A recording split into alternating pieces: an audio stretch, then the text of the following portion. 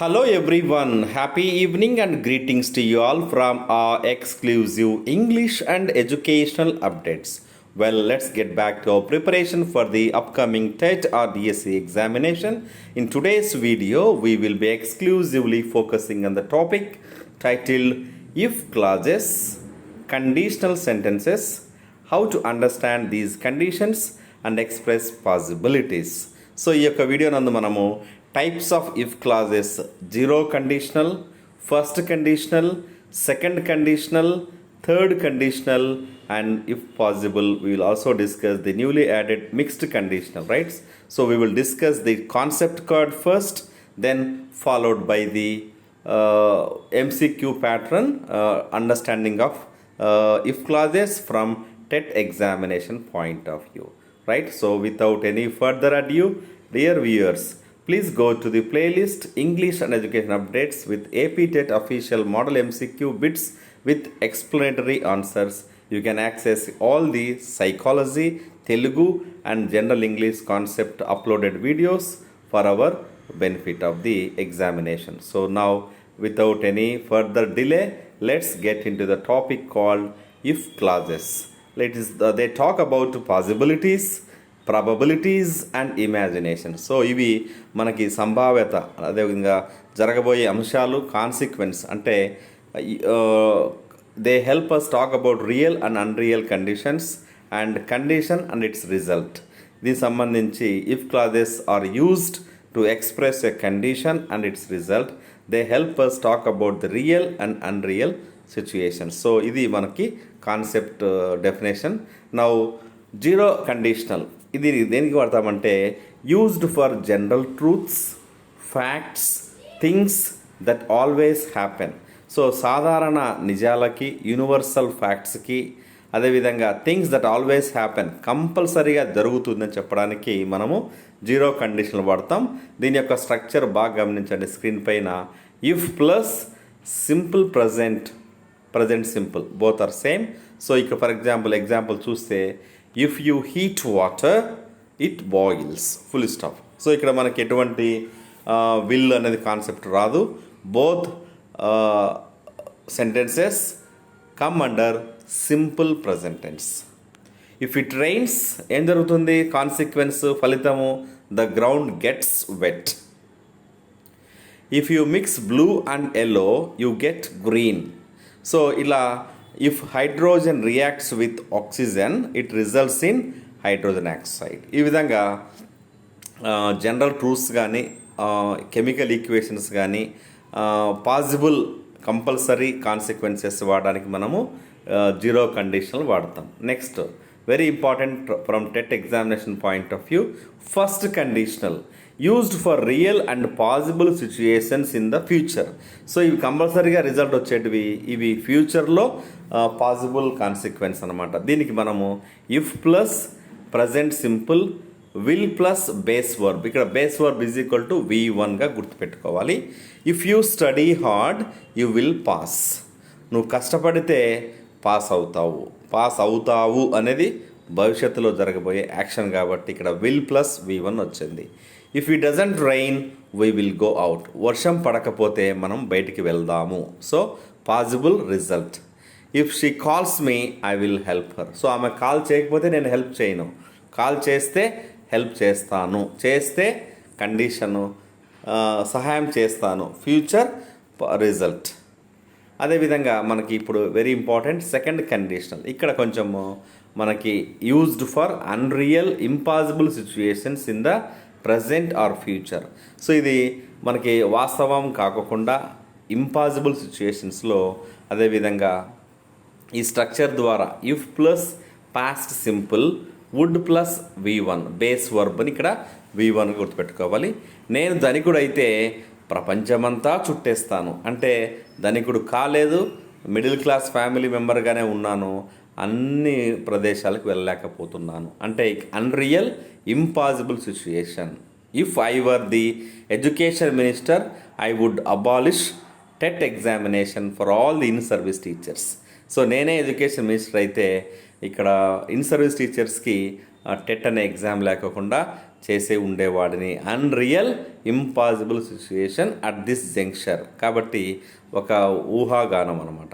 If she had more time she would join the club. అంటే ఆమెకు time ఉన్నింటగిన club join అయ్యే అవకాశం, రైట్. సో ఇక్కడ impossible and unreal condition in the present or future. If it were sunny we would have picnic. ఇట్లా మనము example, structure, దాని యొక్క మీనింగ్ని గుర్తుపెట్టుకుంటాం. Next fourth conditional. ఇక్కడ మనకి 0, ఫస్ట్, సెకండ్ అయిపోయింది. థర్డ్ కండిషనల్ ఫోర్త్ ఆస్పెక్ట్లో used for unreal situations in the past, imagining the result of a past condition. ఇది బాగా గుర్తుపెట్టుకున్నాం. ఇది completely hypothetical. Imagining the result of past condition. దీన్ని చూద్దాం. Structure if plus past perfect, would have plus V3. Past participle అంటే ఏంటి? V1, V2, V3. For example studied, studied, studied. Break, broke, broken. Speak, spoke, spoken. ఇక్కడ past participle V3గా గుర్తుపెట్టుకోవాలి. చూద్దాం, మనం దీన్ని అర్థం చేసుకోవడం ట్రై చేద్దాం.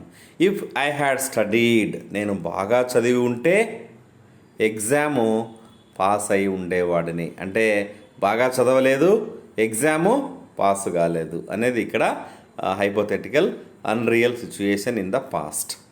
If she had left earlier, ఆమె ముందుగానే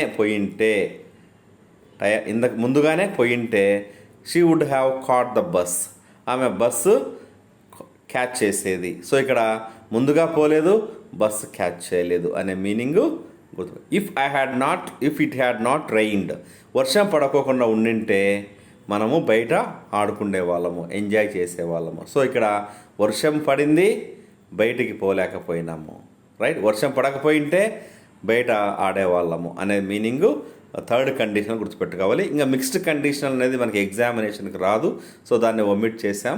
ఇప్పుడు కీ పాయింట్స్ ఈ విధంగా గుర్తుపెట్టుకోండి. If clauses help us express conditions and their results. So కండిషన్స్ని, వాటి యొక్క ఫలితాలని విశ్లేషిస్తుంది. ఇది మన ఇంగ్లీష్కి లాజికల్గా, క్లియర్గా, ఇంట్రెస్టింగ్ అనిపిస్తుంది. అదేవిధంగా if it rains we will stay outside, real future. If I were a bird I would fly, unreal present. If I had money I would have bought the car, నా దగ్గర money ఉండింటే ఈ పాటికి car కొనేసి ఉండేవాడిని. So unreal past. ఈ విధంగా మనకి ఇక్కడ కీ పాయింట్స్ గుర్తుపెట్టుకోవాలి. కామా అనేది after the if clause. Don't use will in the if clause. Use were for all subjects in unreal situations. So అన్ని దానికి వర్రే వస్తుంది. హీ వర్, షీ వర్ కూడా వస్తుంది. ప్రాక్టీస్ మేక్స్ పర్ఫెక్ట్ అన్నట్టుగా ఇప్పుడు మనము ప్రాక్టీస్ చేయబోతున్నాం, right. So dear viewers, please do comment in the reply section with your response for these important MCQs from TET examination point of view, right. So if you heat ice, it will melt, it would melt, it is melting. So it is zero condition ga gurtupeట్టుకోవాలి, it melts. If you study hard, so first condition real possibility, I will pass the exam. If I were you, నేనే నీవైతే, I would accept the job offer, నేను నీ ప్లేస్లో ఉంటే ఆ యొక్క జాబ్ని నేను స్వీకరించే ఉండేవాడిని. Unreal present second conditional. If he had left earlier he would have caught the train, third conditional unreal past. If it rains tomorrow, ఇక్కడ టుమారో అనేది ఆల్రెడీ మనకి ఇండికేషన్ వస్తుంది కాబట్టి we will stay at home. So real possibility first conditional. If I had known your number I would have called you, నీ number తెలిసి ఉంటే నేను call చేసి ఉండేవాడిని. సో నంబర్ తెలియదు, కాల్ చేయలేదు, right. I would have called, ఇది గుర్తుపెట్టుకోండి. హ్యాడ్ అని వచ్చినప్పుడు ఇక్కడ would plus have plus V3 గుర్తుపెట్టుకోవాలి. ఇది third conditional. Next, if you mix red and blue you will get అని అనుకుంటారు. ఇది మనకి కెమికల్ రియాక్షన్ కాబట్టి ఆల్వేస్ ఇట్స్ రియలిస్టిక్ కాబట్టి యూ గెట్. ఇక్కడ మనకి జీరో కండిషన్ గుర్తుపెట్టుకోవాలి, జనరల్ ట్రూత్ అనేది.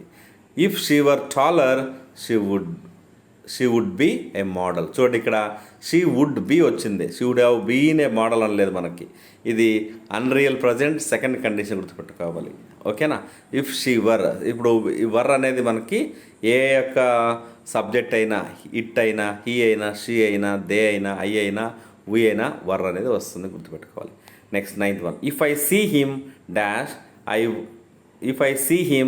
I dash him your message, I will give him your message. అంటే నేను అతన్ని కలిస్తే నీ సందేశాన్ని చెప్తాను. First conditional real possibility. Last one, if they had practised well they dash the match.